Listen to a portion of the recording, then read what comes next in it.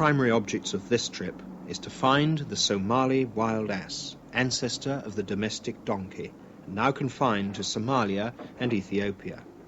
How many are left? Are they threatened?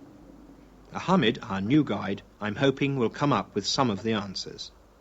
So far we've covered 400 miles in 3 weeks and seen none of these wild horses, and we've really only 1 week left in which to try and find some.